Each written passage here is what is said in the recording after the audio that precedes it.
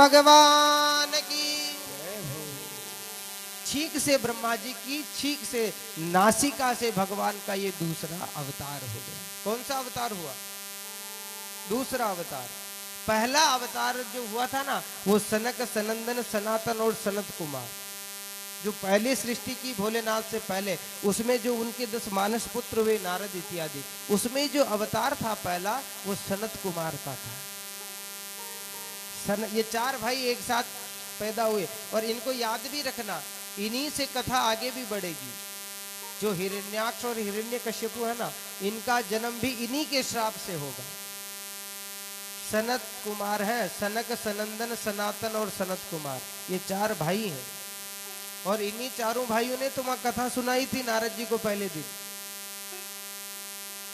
तो दूसरा अवतार वराह का हो गया। वराह ने हाथ जोड़े बोले क्या करना है कि ये जो पृथ्वी है ना, इस पृथ्वी को क्या किया, हिरण्याक्ष नामक एक दैत्य है, राक्षस है, वो ले जाकर पृथ्वी में रख, समुद्र में रख दिया है, आप जाकर उस पृथ्वी को लेके आइए। जैसे ही सुना और वराह भगवान उस जल राशि में कूद गए, पूरे जल राशि में हाहाकार मच गया।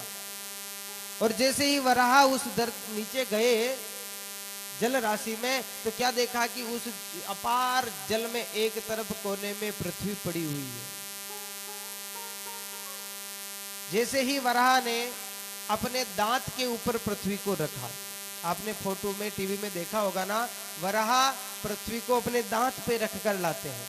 और जैसे ही लेकर आ रहे थे तो हिरण्याक्ष को पता चल गया, और जैसे ही हिरण्याक्ष को पता चला, वो वराह भगवान के पीछे उनको मारने के लिए दौड़ पड़ा। लेकिन वराह भगवान में तीव्रता इतनी थी कि जल्दी से आके उस जल राशि के एक तरफ पृथ्वी को भगवान की कृपा से स्थापित कर दिया। इसलिए कहते हैं ना, हमारे पृथ्वी में क्या है, 3 भाग पानी और 1 भाग पृथ्वी है। क्योंकि जब उस समुद्र के एक तरफ स्थापित किया तो पानी ज्यादा है, पृथ्वी हमारे पास कम है।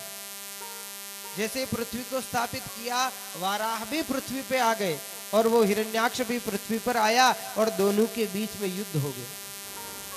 और महाराज वो युद्ध इतना भयंकर था कि स्वर्गादिक देवता डर गए कि देखो, ब्रह्मा जी के कहने से वाराह पृथ्वी लेकर तो आ गए, लेकिन अगर अब ये वाराह को जो हिरण्याक्ष मार देगा तो फिर ये हिरण्याक्ष हम लोगों को भी नहीं छोड़ेगा। इसलिए डर गए। भगवान ने सोचा, वराह